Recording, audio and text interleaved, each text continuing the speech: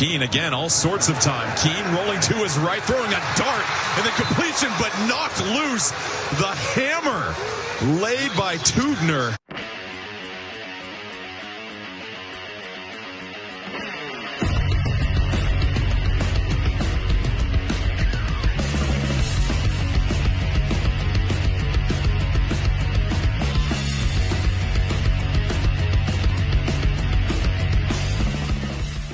Welcome, Bronco Nation, to another exciting video. Today, we are going to be previewing the Boise State 2025 defense. This is the first video of my Boise State football 2025 preview series. It's been, obviously, this is the, I think, 6th year of the channel. I've been doing it since the tail end of 2019. And so this is a video that I always look forward to. I love talking about all the Boise State offense, defense, special teams, but I really love talking about the defense.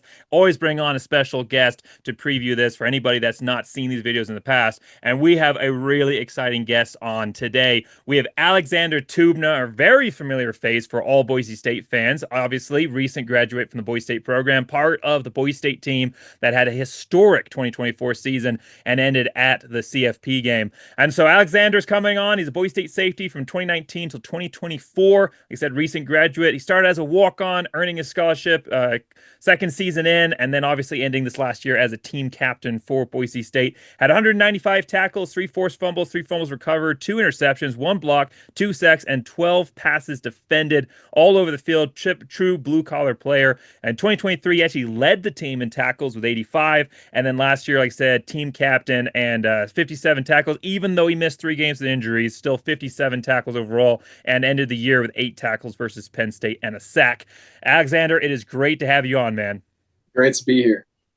This is going to be a great preview today. We're going to be having a little bit of a discussion with Alexander about his time at Boise State. We'll talk about what drew him to Boise, how he went from a walk-on to a team captain, and what that journey was like. We'll talk about the rise of Spencer Danielson to head coach. Obviously, had an incredible year last year, first-time head coach, and has done great things since he took over. So we'll talk about that. We'll talk about that 2024 season, and then we'll get into talking about 2025, which I know a lot of people watching this video are probably here for. We'll get into talking about 2025. We'll talk about some of the biggest questions facing this program. We'll talk about the success that Boise State had last year and how they can continue it. And we'll also be addressing some fan criticisms as well, and how and whether they're valid, and what Boise State is going to do to continue to improve and build on the success from last year. So let's start right off the bat here. Obviously, Alexander, you're an ultimate blue-collar guy. You joined Boise State as a walk-on. Boise State has a very storied history of walk-ons. Obviously, you know, recent Leighton Vander Esch, who you would have just missed coming into Boise State, walk-on to first-round NFL draft pick, and then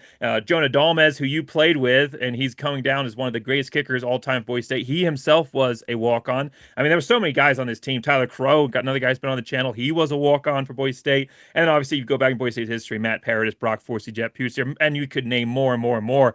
What was it like walking on to Boise State? What was that decision like, and what was that conversation? You know, was anything kind of promised about, hey, this, you work your way up, or what was that thought process like coming and joining Boise State? I mean, for me, it was a dream come true because it was my only opportunity. FBS, FCS is my only opportunity to play at this level. So, I mean, I was just scratching and clawing just to get a shot at it. Like, I didn't have, any expectations of any sort of promises. It just so happened my one opportunity came at what I think is the best environment in college and in today's landscape to walk on. And, yeah, it's just like it wasn't like, oh man, I'm gonna have to do that. It was a blessing. So I kind of knew that was gonna be my route coming from a small town, and that's all I ever wanted. Can you talk a little bit about how you saw yourself grow and improve from 2019 as a walk-on, building all the way up to this season? Can you talk a little bit about how you saw yourself grow and improve, and who was there along the way to help drive you to become the best version of yourself that you could be? Yeah, I mean, I was always confident when I was able to do, and that's why I fought so hard just to get the opportunity to walk on in the first place. I knew I belonged at this level, just like I'm in the same position now. I know I belong at the next level, but I mean that belief and self-confidence instilled in me comes from my dad, and it's pretty uncommon from where I come from. People making it even this far. I mean, we have one, he's kind of a local hero, is Jordan Poyer, who's still playing, is a phenomenal football player. But aside from that, you really can't name any guys that really even go on to have successful college careers. So it's without someone like that in your corner. My dad grew up completely different than I did in Seaside, Oregon, but to have someone like that in your corner and to believe in you and to push you and to tell you all is possible, you kind of develop this sense of like almost it's kind of hard to explain. Like you know what's going to happen, you know where you're at now, and you just know like you just got to draw a straight line between the two to make it happen. So once you know where you're going to be in the future and you have that confidence, it takes out the illusion of choice, right? You have to do certain things to get where you want to be. So I mean, I showed up and with that same confidence, I just knew where I was going to be. Didn't really surprise anybody in my corner, but maybe not everyone that wasn't involved didn't see it happening. But I just put my head down and work. I had a lot of great leadership and mentors from coaches and players and guys I could look up to along the way that kind of show me the ropes. But don't be afraid to challenge yourself and push yourself. And I kind of still am living in that for a long time up until this point. Well, challenging and pushing yourself, you did, and you ended up culminating this season as a team captain for Boise State. Can you talk a little bit about what that meant for you to be named a team captain? Maybe a little bit, maybe how that came about, and then what it meant for you to be named a team captain this season as a culmination of your journey.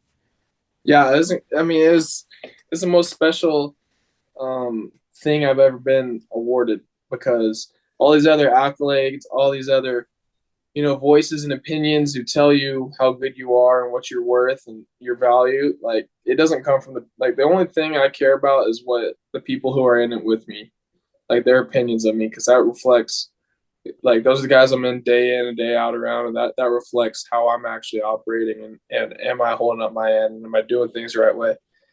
So to have that to be voted on by my peers and put in that position is extremely I mean, I was just blessed, right? Like it was an extremely special feeling and to feel a reciprocated amount of respect. And that bar none, as far as individual accomplishments go, that was bar none the one I'm most proud of. I think one of the most special stories about your class was what they had to go through in taking a 2023 team that, record-wise overall, was headed for one of the worst records in Boise State history, finishing that year strong the right way, and then going from an 8-5 record to a playoff appearance where you only lost 2 games and ended it in the Fiesta Bowl in the hallowed grounds for Boise State. And again, that just doesn't happen. That happens because of key individuals and leaders coming together, uniting a team, and everyone going and attacking those same goals together. So, can you walk us back a little bit to that moment in 2023 when obviously Avalos is gone and the team is now kind of staring into the unknown? And how did you all handle that? How did the leaders on the team step up? How did you all rally to finish 3-0 in a Mountain West championship game? And what happened there, and how did you handle it? There wasn't a person once Av left the squad. There was not a person that didn't believe that it just wasn't going to work out. I mean, and then you see it unfold. You're like, wow, it actually did, right? So it's a little bit kind of maybe surprising on the back end that actually played out, but the way that we attacked and prepared and believed in each other, that was the closest group I've ever been around. That 2023, 2024 group. I mean, yeah, like didn't matter if you're an O lineman or a corner, like everybody on that team, like that was the tightest bunch I've ever been around. And you just had guys constantly pushing each other, and the expectation and the standard didn't even need to be spoken because we're all on the same page. And then you get a team like that with a tremendous amount of talent, and then you put a guy like Coach Danielson in that position, and then I mean, I can name every coach on the roster, right? I mean, Chin, Stock, Demo, Jabril. We got Miley back now, who's a phenomenal coach I've been around before, and we just have so many, and that's just on the defense side of the ball, and Coach Collins. But like, you have phenomenal leadership as a group of players led by coaches, and everyone sees the same vision, and then you have the talent to go along with it. It's a matter of time before the bubble bursts, and then we did what we did in 2024. And the sick thing about it is that, there's just meat left on the bone. And I know that team is even capable of more, but we still did very well. Well, before we start looking about what meat might be left coming into this season, just kind of wrapping up here with Spencer Danielson taking over. How did you talked about the role of the players and then the coaches, and obviously you said that was the perfect team for Spencer Danielson to step into with his energy and his personality. A lot of players have talked about the kind of person that Spencer Danielson is, both as a coach and as an individual. Can you just elaborate a little bit on the impact that Spencer Danielson has had on you personally as part of this Boise State football program? Yeah, I think there's almost like a misconception of what makes a good head coach, right? Like you either need to be phenomenal in a football mind, or you need to be phenomenal running a program, right? And everyone thinks that there's just one way to do it, but that's not true. I mean, he's the most unique and player friend. There's such a balance between how player friendly is and how much respect he commands in that locker room. And I haven't been exposed to another coach, and that's why all of us were fighting for him at the end of 2023 to get that job, because he'd be the first to deflect blame and be the first to accept all faults, or first to deflect praise and accept all blame, right? Right. But he's just a complete selfless leader. He fights for the guys behind him, and when you got to do like that, you're willing to run through a wall for him. So, and then on top of all that, he's a phenomenal football mind. Don't get me wrong; like, he's a phenomenal coach, but it's just such a unique style of leadership, and he has such a good grasp of who he has as players and what he can pull out of them, and how he can push these guys. That all it takes is buying into what he's saying, and you'll be successful. How did it feel to be part of a program that actually listened to the voices of the players? Because there's a lot of schools out there, and especially schools at the top, and I do consider Boise State to be right up there at the top when it comes to national brand of success, that are gone, okay, we've got our own idea of who we want. We're going to go grab them. We're not going to listen to the players. We're going to listen to just the boosters and I know that there were lots of voices in multiple corners calling for Spencer Danielson, but a big part of that was that the players, they went to Jeremiah Dickey and said, hey, we really want Spencer Danielson to be the head coach. And there were a lot of other factors that went into that. But at the end of the day, the school did make a choice that the players were advocating for. What did it feel like to be part of a program that respected the players and listened to them like that? It was such a special feeling. You walk off the stage at the 2023 Mountain West Championship, and then the next day, or maybe it was the day after that, Jeremiah Dickey walks in our team room and gives us the good news. But that just shows that it's even like this shared vision and this program and where we want to go, that it extends beyond just the guys in the facility. Like, Jeremiah Dickey is extremely talented, and don't get me wrong, like I don't want to speculate, but I'm sure like guys like that are very attractive to other universities, right? And there's a lot of opportunities out there, but he wants to stay and he wants to build here. And yeah, it's easy when you win games, right, and finish the way he did and make that decision. But even before that, like, I was in that meeting, and he 100% listened, and he was emotional right there with us as we're going through the change. And he had this shared belief, and he valued what we had to say. That's, 99% of people make their own decision, and that's that, right? But that wasn't him, so. I have so much respect for that man, and he's still doing a phenomenal job, and he's on the cutting edge, and he's pushing this university places we've never seen before. And I got a tremendous amount of belief in him, and we've only seen the tip of the iceberg of what this program's capable of. Well, that was a pretty big iceberg tip that we saw last year, because Jeremiah Dickey's confidence, the players' confidence, was proven right. And the 2024 season is going to go down as one of the most historic seasons in Boise State history, right up there with the 2006, 2009, 2014 season, ending in a Fiesta Bowl, back in the Fiesta Bowl for the first time since 2014.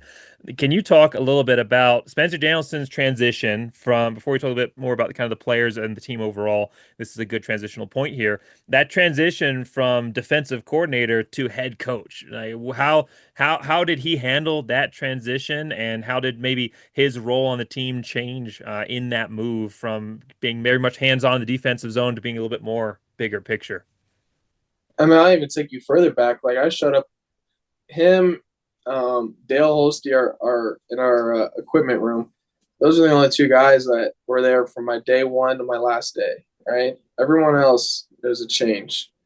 And he's this exact same person as he was in 2019 as a linebackers coach, as he was in 2024 as the head coach. And that is a testament to, you get all of a sudden you're sitting in the most powerful seat in the building, arguably the state, really.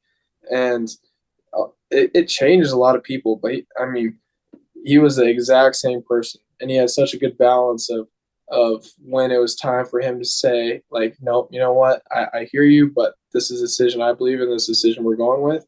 And then on the other end, he had a good balance of when it was like, that's not how I saw it, but if you guys are on board, this is the way we rock because I believe in you guys. And it's such a unique quality. So, yeah, 6 years that I've known Coach D, going on 7, I guess, here soon. Same exact person. Everything you see in front of a camera is exactly what you get. He has a tremendous amount of belief in the players, his foundation of faith, all that. That's him. So, he's a unique individual, but he's awesome at what he does. He is awesome at what he does, and that was a very special season. Did the team know or believe early on that this was going to be as special a season as it turns out? Every year, every player says, okay, yeah, we're going to go out and win it all. We're going to go be national champions or whatever. Like, that's the goal, right? But obviously, coming off of previous seasons, that Boise hadn't achieved that level of success in a while. The standard that so many people talk about hadn't necessarily been met. And so Boise State was kind of sitting in this area where I think the players knew how special this program was, but outside factors didn't quite know it until we saw it later on. Was there that feeling at the beginning of the year that this was going to be a special season, or was it just we're going to go out and see what happens kind of deal? Yeah, that was 100% the expectation. As soon as they came out with the college football platform, and then we roll into 2024 across the board, that was the expectation. Now, I know 100% that the nucleus and the core of that team believed that we were going to be there. And then you go into a game in Oregon, right? And I 100% believe that we were the better team and we were going to win that football game. But, it's just human nature to allow this outside voices and the Vegas odds, whatever it may be, the doubt creep into your head. But after that game, seeing that we 100% could have won that game and we're right there. And honestly, I believe to this day we lost it, but I think that was kind of the turning point for the rest of the bunch to be like, you know what, we're going to do this thing. So, but as far as being where we're at the end of the year, I had no doubt that we were capable of doing it. It's just a matter of getting it done. Did anything change after that Oregon loss as far as just the preparation? Or, obviously you guys came in there and like you said, I said it in my review video that Oregon didn't beat Boise State. Boise State lost that game. And Oregon fans were not happy that I said that, but but that was a game that proved that Boise State was right up there. They went out against what ended up being the #1 team in the country and played toe to toe with them. Coming off of that game, it's a loss. You want to win. So you feel sad, like you said, that you come off of that game with knowing that you could have won it. But at the same time, my goodness, you went toe to toe with one of the best teams in the country. That must have felt incredible coming off of that. Did that instill confidence in the program? Did that change maybe a little bit of the energy and the momentum going through the rest of the season? Yeah, like I said, I think it got the remaining doubters maybe or skeptics on board. But I'm also a believer that there's not a whole lot of victory and loss. I 100% believe, I'd give up all the expectations to go back and play that game again and win, right? But all that being said is, yeah, there's when it was framed as a David versus Goliath story from the outside, the whole time I believe that we were going toe to toe a team that we were 100% fully capable of beating if we played our best game, and we didn't. But I think we played good enough to let the world know that we're here now. So there's you got to admit that there's some good that came from that game as far as the perception and belief in the team. But to me, at the end of the day, it's still a loss. So that's the frustrating part of it. But I will say that it does to beat all the teams I was part of. We weren't always competing in games like that. So I knew we were tracking in the right direction.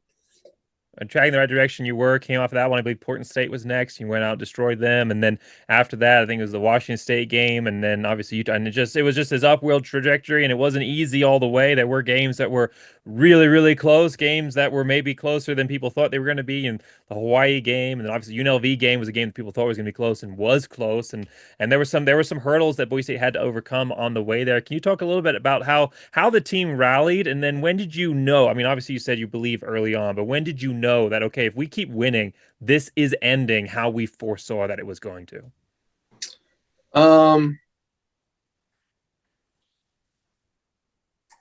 I mean, so week 1, Georgia Southern, we played that not a good game on defense, and we were in a dogfight, and a lot of it was our own doing. And I say all this, but you got to give a team credit where credit's due, right? They put points on the board. They script those plays up too. That's them executing, and that's not us finding a way to stop it. But you're in that stage, and I still, even then, 100% believe that we were capable of doing it. And then leaving the Oregon game, I'm like, against a much better opponent, played a better game, lost, but very well could have won that game. And that was like, all right, does everybody see now? Like, do we see now that what we're capable of doing? Like, do we have to go out there and play at the number 1 or 7 at the time team to bring the best? Like, why can't we do this every week? And that was kind of the wake up for the team as a whole. Like, all right, no more messing around. Let's do it. Let's prepare this every week. And then you go through a season. It doesn't matter who you play, right? Everyone's got game plans. Everyone's got talented players. Nevada, UNLV, Hawaii, and a lot of aspects that could be like their Super Bowl, right? We're tracking, getting all this praise. We're in the same conference as them, and no one gives them the time of day, right? You got to respect all and fear none. So that's the nature of college football. You see Notre Dame get beat by, was it Northern Illinois in week 2, right? Anybody can beat anybody. So in order to get where you want to go, you have to have a sustained level of focus, and you have to keep winning. Well, Boise State did keep winning, and they got where you were, knew that they were going to end up right there at the beginning of the season, stepping onto the field at the Fiesta Bowl.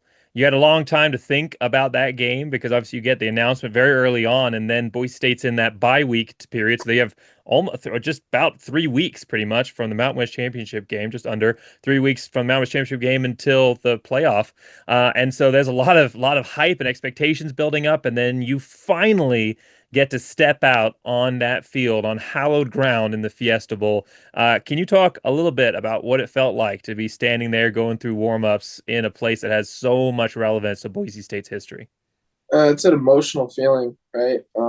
There's so many – you have so many thoughts go through your head, right, as like this is the same field former Boise State teams have played and won these big games on. You look in the stands and it's not even close to how many more Boise State fans there were than Penn State fans. Of the support from the community and belief in us, and like you have personal thoughts. Like I was coming back from an injury and fought my ass off to get back into that game and return and play, and I did, and the team executed and held up and gave me the opportunity to play in that game, and it's just now obviously time off can be kind of deceptive as far as is it really an advantage or does it help make you a little rusty, and whatever maybe we didn't start how we wanted to start, but leading up into that game, it is an emotional experience and it's a special feeling. Just to kind of jump off on what you just said there, because that has been recently a big, point of discussion, because obviously they've come out with a new playoff format where it's just going to go to the top four teams, regardless of whether they win their conference championship or not for that first playoff bye. And I know a lot of Boise State fans were upset. I mean, Jeremiah Dickey himself correctly pointed out that the only reason they did that is because Boise State broke the system and got there when they weren't supposed to. The Boise State rule, as he called it.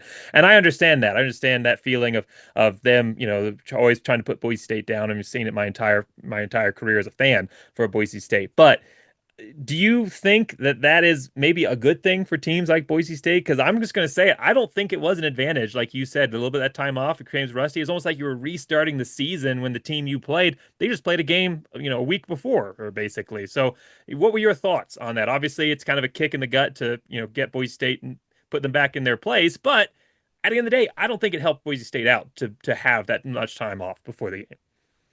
Yeah, I mean, I don't want to pick and poke and play the excuse game, look in hindsight back on it. I'll say with confidence that you can put us in whatever seed, we'll end up back in the game anyways. But yeah, I mean, I saw some Jeremiah Dickey said at least make it called the Boise State rule. If you're gonna try to push us down, like let it be known. So I thought that was funny, but yeah, it is. I mean, we essentially had 3 weeks from our last game until we played that game. So that's not an easy thing to do. I'm not saying that's the reason for why it played out the way it did. But I mean, I'm a little different situation because I was pushing it to get right up until the deadline to get back into that game. But Right. had I been fully healthy, I would have told you that I prefer to play it a little more freshly off the championship game. But I mean, I also believe that there needs to be value in winning a conference championship. I think that they could say they don't like it because of how it played out, and Boise State hopped all the way to 3 seed. But I mean, we just because the teams, you have a loaded conference, right? There needs to be a significance in winning a conference championship and competing and not being penalized for losing or however it may be. Like, I mean, you play this game to win. It doesn't matter who you are. It doesn't matter what numbers by your logo at the bottom of the scoreboard. There needs to be a special quality about that and a significance to it. So I like the system the way it was before. But do with it what you will. It all makes itself right at the end of the year because you got to win games to be in that spot. Well, Boise State's going to have another chance to earn their way back into the playoff system this year. Not as probably, I mean, not being top four would be fantastic, but I think a lot of things would have to happen as far as internal biases in the playoff committees to allow that to happen. But Boise State's going to have an opportunity to work their way back into the playoffs this year, and it's going to all start, I think, on the defense because Boise State's offense is flash, and that's great, and it gets you. Obviously, every part of the team helps you to win those games, but at the end of the year, you're not going to win championships unless you have an incredible defense. And so for Boise State, I think the biggest question coming this season, obviously Ashton Genty moving on, and how's that offense going to look with maybe a little more of a pass-heavy offense, but still focused on the run? Like, there's all these questions you can ask. What's the special teams going to look like with your two top guys no longer there? But at the end of the day, I think the defense is one of those points that there's a lot of unknowns out there. I mean, you return so many top guys. You return really most of your starters, but then you lose key guys. You lose yourself. You lose Oladipo. You lose Hassanin. You lose Simpson to transfer portal. So you lose some top guys, but at the same time, it's an interesting mix because if you look at the 2023 season, Boise State lost everybody in the secondary, and then the 2024 season, they returned almost everybody, but in new positions. Now we're in a weird spot where Boise State's had a lot of time to grow as a defense overall, and they lose some key guys, but they also bring back some large numbers. So let's talk a little bit about what this 2025 season is going to look like, because I think that's one of those points that's going to determine how this season plays out for Boise State. So just starting right off the bat here, looking at Boise State kind of from a coaching perspective, we've talked a lot about Spencer Danielson, but I mean, Spencer Danielson was the head coach. I'm sure he had a role in the defense, like an offensive coordinator who went to head coach would have in the offense. But at the end of the day, Eric Chenander did an incredible job with this Boise State defense. Can you talk a little bit, before we talk more specifically about this defense as a whole, can you talk a little bit about Chenander taking over that role as defensive coordinator, what his relationship was like with Spencer Danielson as far as how they ran that defense together, and just how Chenander handled himself and this defense in the 2024 season? Yeah, Coach Chance, he's a phenomenal coach. What I think he does best is he understands who his players are. He understands what we need out of certain players and who can fulfill that responsibility, and not forcing someone into a spot where they don't fit, and getting the most out of people with what he has. So whoever Coach Chins has, he's gonna organize our defense in a way where he's gonna get the most out of each player. Now, will it look different? I don't know. I'm not in those meetings anymore, and I'm as curious as you are. But I do have a belief that what makes Boise State special is the ability to develop players, and that just isn't developing what's different here versus other places. That isn't just about developing the starters and kind of wait until next year to look at the second string, third string, and so on. Like, all those players are getting developed all year, right? And that's why when these guys step into these roles, it's just like they're thrown in the spotlight and they're successful. But there's a whole lot of work put in, and it's not ever realized until they're playing on Saturday. And that is what makes our coaching staff so much better than so many other places, is the ability to command the most out of players and developing them and bringing the most out of the guys that we have. So there's a lot of new faces in there, and I'm not exactly sure how it's going to look or who the starting 11 is going to be come the season, but I do have a lot of confidence in both Coach D and him and the rest of the staff that whoever is on the field, they're going to be able to find a way to get the most out of them. How involved was Spencer Danielson in the defense this year? Like I said, usually when you see an offensive coordinator move up to head coach, they're going to be tinkering a little bit with the offense. And then obviously as a head coach from a defense perspective, I'm sure that there was discussions. But how involved was Spencer Danielson in kind of the day-to-day and in-game running of the defense? I mean, it was Coach Chin's defense, but he was still very involved. And that's just kind of who he was as a coach. He was, I mean, even like the tempos in practice and the expectations of which we run to the ball on a Thursday or Wednesday practice. I mean, that is where he's so involved in making sure that, yeah, Coach Chins and the rest of the staff is going to do a phenomenal job putting a game plan together and getting us in the right spot. But his ability to coach players and get the most out of them from a mental and physical standpoint, in that aspect, he's incredibly involved. And obviously, he's a great football mind and threw his 2 cents in there and was involved in the game plan and had the option to veto things he didn't like. But with that being said, I know Coach Chin's and Coach D's relationship is great too. So there is not a lot of conflict, and they see eye to eye on a lot of things. One of the things I was most impressed by Boise State's defense this year was their ability to adjust and adapt. As the season went on, I thought that defense got much stronger. I thought it was the most improved unit overall on the team, Boise State's defense from front to back. And then just in game, I was really impressed by how Boise State's defense was able to adjust. I think that was something that we haven't seen quite as recently. Boise State's defense in the second half, though, was so good at making those adjustments that needed to happen. Can you talk a little bit about the defensive priorities, general scheme? Did that change throughout the season? Was that really an intentional effort by the coaching staff to make those adjustments, or was a big part of it just the players warming up to the game as the season went on? Probably a little bit of both. I know I was using a unique way this year, and it takes time and experience and I continued to get better in my role as the season went on. And you could say that with probably everybody else on the field. We continued to get better every week and attack what we failed at the week before. But I also do believe that our defense was dynamic in a way that, well, if this isn't going to work, then why are we going to keep doing it and keep getting exposed in the same way? There's no stubbornness involved. It's like, all right, on to the next. Let's adapt. Let's create a new way of doing this. Let's move personnel into a way where we're going to be more successful. So it was very dynamic, especially probably through the first half of the season in that aspect. And then obviously you're always reacting to the offense, so you see a different scheme every week, and it requires different things to be stopped from a defensive perspective. So that also in itself changes the way we do things too. So, but yeah, I'd say you're right on both ends of that. Well, a big change in how Boise State operated defensively was the focus on the blitz, and that's not just from an outside perspective here, because statistically, Boise State in 2022 had 30 sacks. In 2023, they had 36 sacks. Last season, they had 55 sacks. I mean, go from 36 sacks the year before to 55 sacks with almost the exact same personnel. Obviously, you had some new transfers and guys come in, but almost the same personnel across the board. So that's a very intentional shift.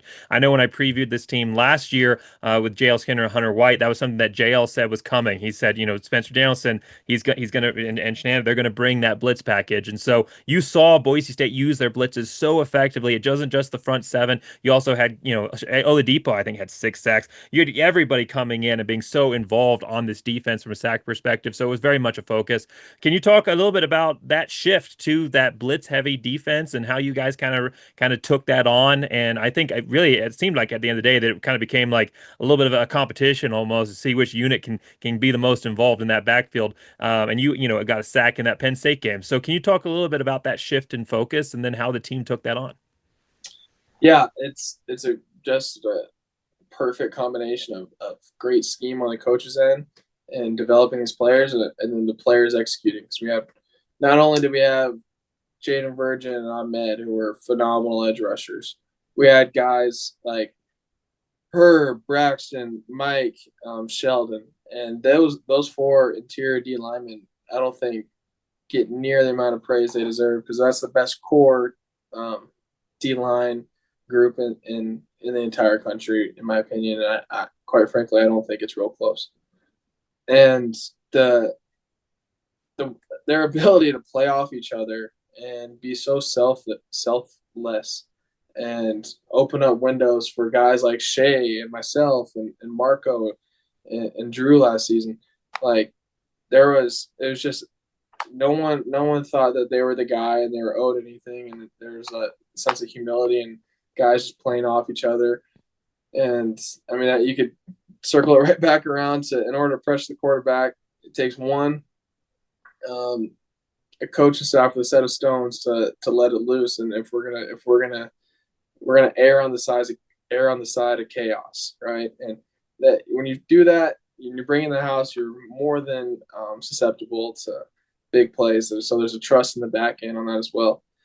And then it takes 2 players to be selfless and buy in, right? Because no one's better than the next guy, and the ability for those guys to play off each other. So yeah, don't get me wrong, Coach Chins, Coach D, they're not afraid to send the house, and they're not afraid to apply pressure. So that's the type of defense I think it's so fun to be a part of. Is these guys they're gonna cut it loose, and the whole playbook's open, and different than maybe years before. Like, we're practicing something, we're gonna run it, and if it works, it works, and if it doesn't, then we're on to the next play. So we weren't afraid to fail with our foot on the gas. Would you say that style of defense, and obviously you don't know what's going to look like exactly this year, and there'll be different teams and it'll all change, but that overall style, that like that Kings of Chaos-esque, from the Boise State teams of the past there, Tyler Horton, all those guys, would you say that style, that very much that chaos driven, bringing those blitz heavy, those pressure packages, that's very much of kind of Chenander's style of defense, or was it an adjustment to the players that you had? I mean, obviously it's Boise State offense, which was almost a run power set at times, is not the typical Boise State offense, and it adjusted to the player of caliber Ashton Genty that you had in the backfield. And this last year you had Ahmad Hassanin, and then everybody else on that defense that you just mentioned who worked together so well. Would you say that style of defense, that very blitz-heavy package, is typical of Chenander's defense, what we may end up seeing this year, or we may see something different with some new players on the field? What was that thought process, and how was it explained kind of going into this year? Yeah, I think if every defensive coordinator in the country was able to do that, then they would. I think it comes from a combination of, one, putting the players in the right position where they can do that and drawing it up pretty, and 2, having the group, like you mentioned, like taking advantage of how strong we were up front. And I mean, that, in my opinion, that was the strength of our defense last year. So let the big dogs eat. So I think there's a perfect balance between, yeah, I think every defensive coordinator wants to apply pressure and choke the quarterback. But do you have the people to do that? It's not always there, but we absolutely did. So I think it's a combination of both. Well, for Boise State, you mentioned some of those guys that were such a big factor, and they are some of those guys that you're losing on the team. And you're going to lose Callahan, Gums, and Newton. You're going to lose two of your top sack guys and Hassani, and then Oladipo coming off the nickel position, and then obviously yourself, and then Simpson, like we mentioned before. So there are going to be some key spots open in that Boise State defense, but Boise State reloads, they don't rebuild. So can you talk about some of those guys that you think are going to step up? I think you've mentioned JVM already. I mean, he had such a huge year last year. Expect him to continue on that pace. Feely is back. Steege is exciting. Is there anybody else out there that you think fans should keep an eye on that you've seen just hitting in the workroom or just putting that work in the practice field that you think is gonna step up and kind of replace some of that explosive talent that's left due to graduation or transfers or whatever? Yeah, the two guys that I think are going to make the biggest leap this next year are one JV, and you might ask how because he has such a great year, but the focus and the intent and the mission he's on this offseason, I'm in the facility a lot and I see it from him. He's going to do incredible things, and he has become such a great teammate, and he's a leader on that team, and it's going to show, and it's going to show in a big way this season. And then the other guy is Ty Benefield, and he's another guy who's already was a good football player last year. But you can ask him if he met his own expectations, and he'd probably be hard on himself and tell you that he didn't. With that being said, his expectations are so high that they surpassed that of the average man. So he still had a great year. But the way I saw him out there practicing through spring ball and the focus and the drive he has is really second to none, and he's going to show this year in a major way, and he's got such a bright future in front of him. One guy that I'm particularly interested in how he's going to play, specifically moving to this new position, is Banks, because I was really, really impressed by what he did last year at corner. I thought he had great coverage skills. I thought he did a great job of being there, that nose for the ball. I thought he played really, really well. And so now he's moving down to replace Oladipo and Robinson at that nickel spot. Was that a move that you were surprised at all for him? Because I thought he did such a good job at corner, but now he's going to get to be going down and playing in that nickel. You think that's the perfect spot for him? Were you surprised at all by that? What kind of season do you think we see out of him? Yeah, I think Banks is a good example of a very natural football player, and the coaches saw that in him and put him in a position of maybe need. Like you said, we lost Shea and Rod, and that's a very important position for our defense because we have so much of the nickel position. They're involved in all the pressures up front and in the back end. In the linebacker group, like there's just, especially from a mental standpoint, there's so much to learn, and it's not an easy position to play from a physical standpoint. So I'm excited to see what Banks does, and it doesn't surprise me because I know he's fully capable of playing that position. You probably more often see someone move from a corner to a higher safety, but that's just a testament to who he is and the fact that he can play the game with a sense of physicality that they feel comfortable with him up around the line of scrimmage. So I'm excited to see what comes from him there. Before we move on to talking about that secondary, which is obviously, where your bread and butter is coming from that position yourself, a couple more just quick discussion points for the front seven here. A guy that wasn't much of a factor last year because he just come over from the UK and coming through the NFL camps there was Lopez Sanusi. I'm always so excited about these guys coming from overseas. Boise State has such a great history of bringing over those international guys. Again, that we talked about earlier, those diamond in the rough players that nobody's really looking at. Boise State has a way of finding them and bringing them. Obviously, you got Chase Baker over there at the NFL Academy, so former Boise State great, kind of helping whisper in players' ears and say, come check out this Boise State program. But what did you see out of Lopez? Was he a guy that was hitting in the break room, in the workroom, hitting in the workroom, a big factor in the practice field? He did get to play in a couple of games last year. Is that a guy that you think could step up and be a factor of this defense this season? Absolutely. The hard part when you get these diamond in the rough type guys is you got to take an athlete, and Lopez is great in the weight room, and he's very athletic. and you got to turn him into a football player. And he grew so much. The front four in that room, he didn't have a better bunch to learn from. And I kind of started as a joke and ended up spending a lot of time in those meetings, like around those guys, the interior D linemen, and the guys he got to learn from. He got so much better at such an accelerated rate. So he's fully capable of being a great football player. And I'm excited to see if that growth rate can continue and sparking something special this season.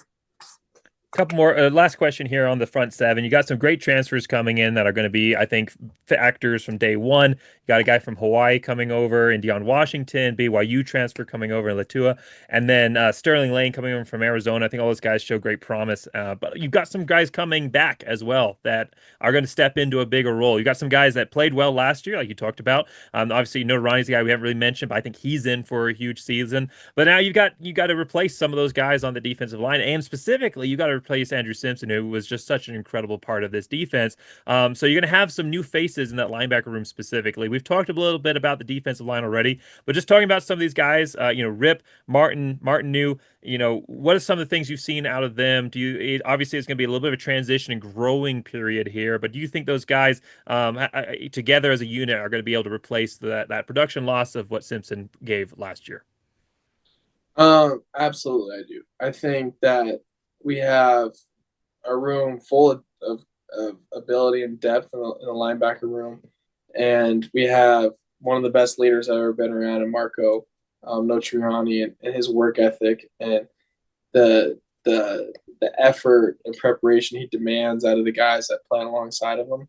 That these guys are going to grow, and they have such a great role model to grow and follow behind. And I think I'm going to be honest with you. I don't know which one of the bunch is going to be the one to step into that role, but I do know that whoever steps on the field week one is going to be, just based off the culture in that room, is going to be a selfless, hard-headed, and good football player.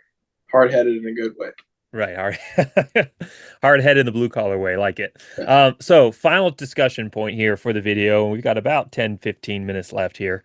I'm actually doing pretty good on time. So about 10 minutes left in the video. Final question, final discussion point here. One that I think is going to be a little bit more complex to tackle here is talking about that secondary for Boise State. So obviously, if fans are vocal about two things for Boise State, it's the quarterback play and the secondary performance. And I have had my own opinions and back and forth with the fan base in both of those perspectives. But talking about the defense here, obviously the criticism of the secondary was quite vocal over the last few years. And even this year, I have my own thoughts, and I'll talk about that in a moment. But just what are your thoughts as a person actually part of that unit and getting to see everything? Are the fans' criticisms valid? What is your perspective on just kind of some of the things I'm sure you heard filter into the building? Yeah, I mean, yeah, I've heard plenty of. We'll start with the secondary. I've heard plenty of criticism over the course of my career, and one of the things I love about this culture and the surrounding fan base and the Bronco Nation is that we have such high expectations. And you see somebody running down the field for a touchdown, and it's automatically on the back end, right? Which isn't always the case.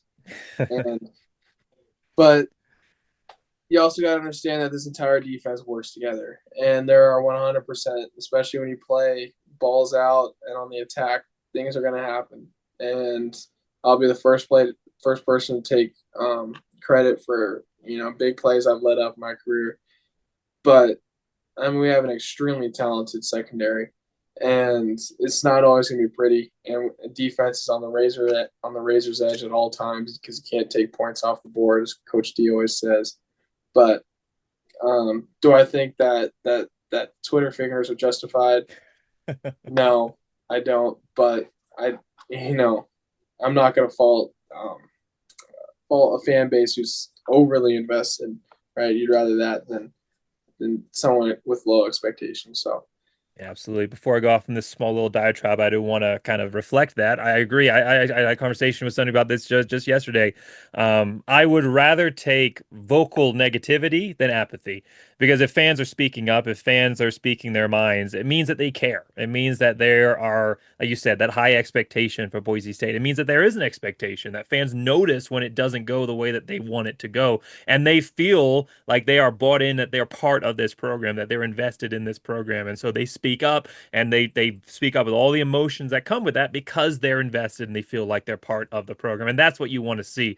I've seen lots of fan bases across the country that couldn't care less if their team goes 11 wins or 7 wins. They don't care. So it is great to see a fan base that speaks their mind. Now, on that note, I will say, though, I think that especially this season, I think maybe past seasons there was some valid criticism, but especially this season, I thought the secondary was the most improved unit from the beginning to the end of the year. First off, starting off this year, I didn't see that the secondary was reaching into the realms of liability like in some cases they had been, I thought, in previous years. I thought this year they were starting off at least as a contributor neutral.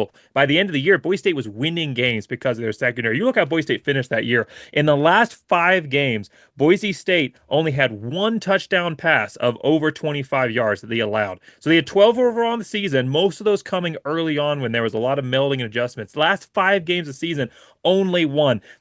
For all teams in the last previous to the playoff game, for the last 5 games of the season, no more than 21 points allowed. Boise State took the best quarterback in the Mountain West, arguably one of the best quarterbacks in the Mountain West, and he had his worst game on the biggest stage, largely because of the performance of the Boise State secondary. As a Boise State defense that had the most dominant, and specifically from the secondary, performance of a first half I have ever seen in my career watching, not my career, as a fan, watching Boise State football. It was absolutely incredible. So I think that you look at 2023, it's a unit that loses Skinner, Biggers, LaBeouf, Jones, okay? Massive names in that secondary. Almost everybody in that secondary is a new piece coming in, or someone who's maybe had some experience but hasn't started off as a starter. And then in 2024, you have 4 out of 5 players in secondary maneuvering into new positions. Maybe they were there, you had returned a lot of pieces, but playing in different spots than they did the year before. And I think it took a little bit of gelling. But by the time you saw on the back end, even without you there in your leadership capacity, Boise State secondary still found a way to step up even in those last 3 games prior to your return for the Penn State. And so is it fair to say that there were some struggles? Certainly, I think there were. But overall, that Boise State secondary performed incredibly. And I was so impressed by how they went from the beginning to the end of the season. And I expect to see, even with key losses like yourself and Oladipo, I'd expect to see that continue into this year. So when you look at that Boise State secondary and the hurdles that they overcome and how they grew, well, what did you see from an insider perspective of how that Boise State secondary improved and built on from the beginning to the end of the year?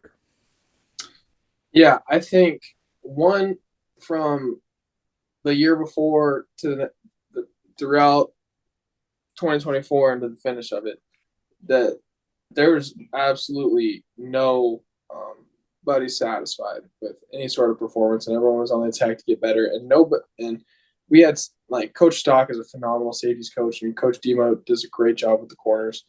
And not only did we want to be not the anchor of the team, we wanted to be the reason we win games, like you said. You could have said that better yourself. I appreciate you for doing your homework. But the group just got better, to keep simple. It got better week after week after week. If it was from a technique standpoint on an individual player, if it was on a scheme basis, like, everybody in that room continued to get better and better. And we started to really gel and play off each other throughout the season. And yeah, I think we had a damn good secondary. And there's a lot of pressure when you want to. There's a lot of pressure on the secondary when you want to be as an aggressive defense as we were. But we're a group that welcomed that and we wanted the whole team to lean on us. And I was extremely proud of how that group stepped up over the course of the year. And they're, going to continue to get better going forward. But, thanks again for doing your homework, because couldn't have said that better myself. Can you talk about, obviously there's Oladipo and yourself are such huge leaders for this Boise State secondary, not just from a statistical perspective, but also, in the locker room and on the field as generals for that team. You already mentioned Notarani and his role as a leader on this team. Can you talk a little bit about who you think is going to take over, or not just one person per se, but, a group of guys that you're going to take over as leaders and this Boise State defense, specifically the secondary, but overall the team as well? Yeah, I think, like you said, Marco's a tremendous returning leader. I think JV is going to be a tremendous returning leader for the defense. I think Ty Benefield is a tremendous returning leader and commands respect of his teammates, specifically for the secondary. I think Zion Washington is a guy who has grown more as a player than anybody I've ever seen or been around. And not only is he grown as a leader who commands respect from his teammates, he's also grown to become a damn good football player. And he's another guy who I think is going to have a great year this year. So you have a good group of leaders, but the argument I make is what made us so great last year was you had your guys on the posters or whatever as your leaders and getting all this praise, but you had so many guys that just led by example and did their job and were selfless leaders. And that's what I'm curious to see if we can find that and hold on to that, because the way of college football nowadays, there's a lot of turnover year after year, and we just graduated a lot of guys. So happened this last year, so I'm excited to see who's going to step up in that roles, because you can't put people in those roles. It has to be natural. So I'm excited to see who the guys that are going to step up. You're right. Boise State did graduate some big guys, but also bringing in some good names. I mean, you already mentioned guys that are returning on this team, and 3 out of 5 players are maintaining the same starting position they had last year. And then, obviously Banks is moving to nickel, but he had a lot of experience as a starter last year in corner and in games. So Benefield, Zion Washington, McCoy, Irby, and Banks are all going to be huge contributors coming back. And then you've got transfers coming in that I think are going to be maybe not day one contributors, but work their way into being massively in this defense. You've got from Arizona, you got Feeney coming in. From Notre Dame, you got Mickey, and then from Eastern Washington, I got to interview him recently on the channel, is Derek Gander Jr., who I think has that great blue collar personality as well. So Boise State has some great names coming in. You talk about this Boise State secondary that is not going to take whatever it is for granted. They're always going to continue to work and get better and never be satisfied with the status quo. Do you think that this is a unit that builds on that? Is there confidence, you think, in that room coming into the season that they can not just get better than they were last year, but really step out and fulfill some of those past expectations for Boise State football when it comes to a secondary perspective? Yeah, yes, because I believe in Zion, I believe in Ty, and I believe in Coach Stock. Specifically, we're talking about the safety room, right? Because of my belief in those guys, I don't care who they bring in. The 3-4 guys that are on the field at the same time, are going to earn the right to be on the field, and they're going to learn what it means to play as a Bronco. More importantly, in the safety room, and the legacy they carry, and what it and the way you have to go about it.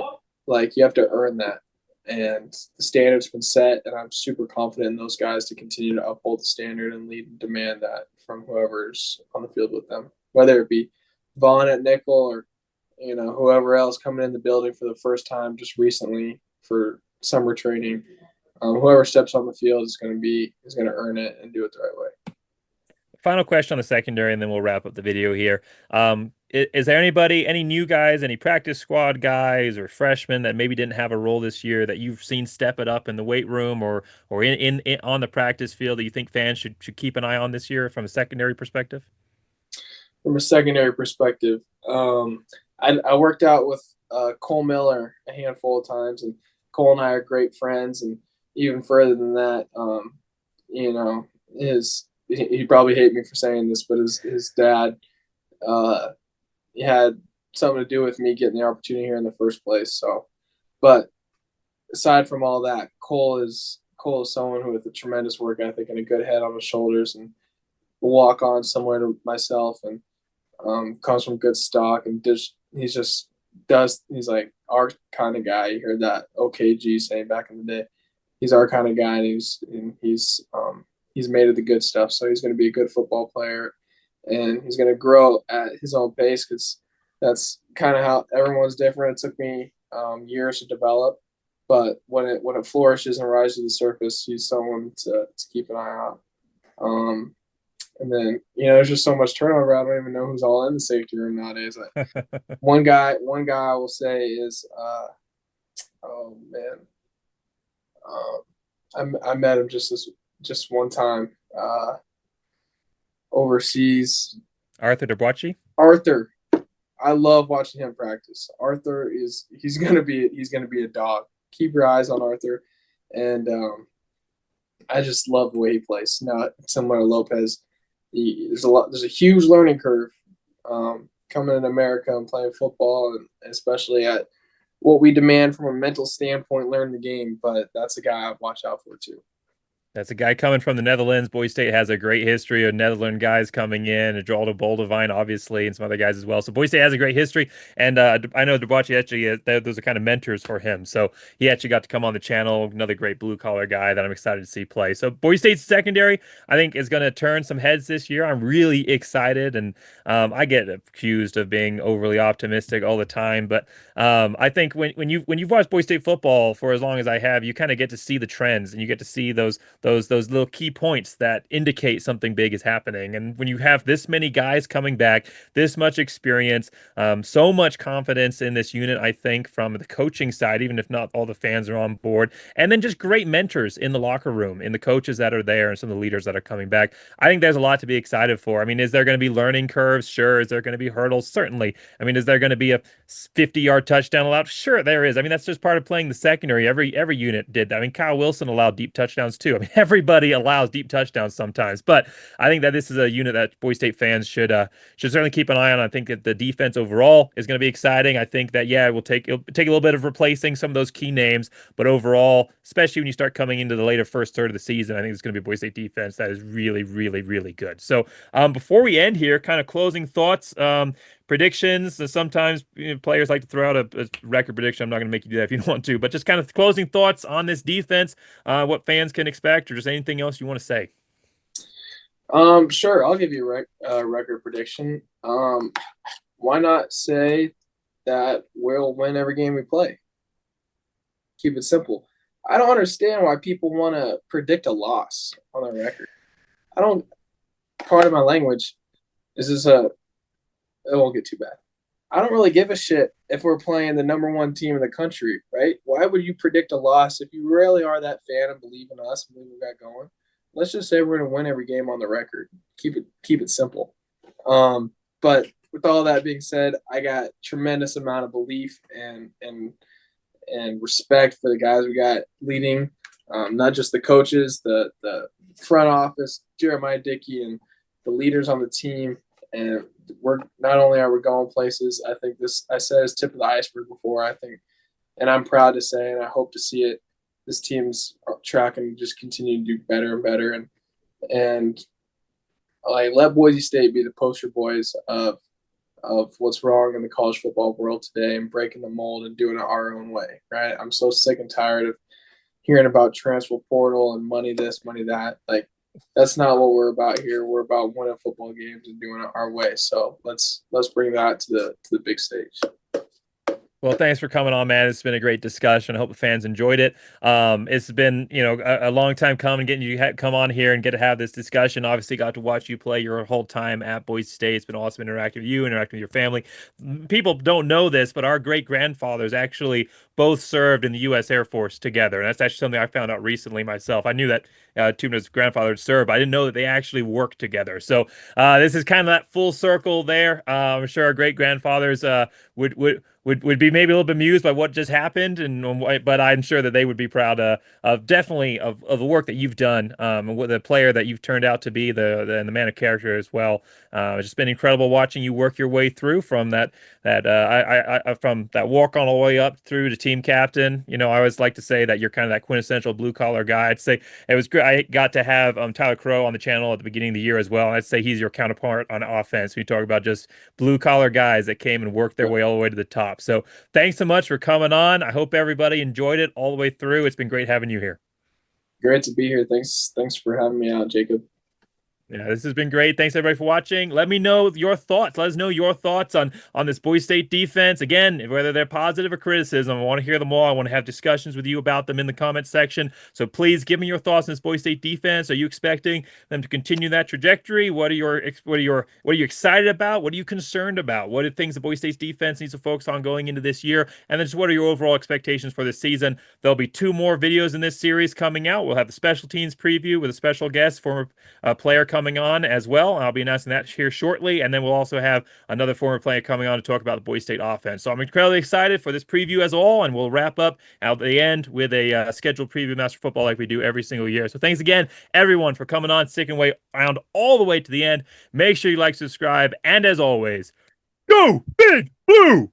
Come on, man.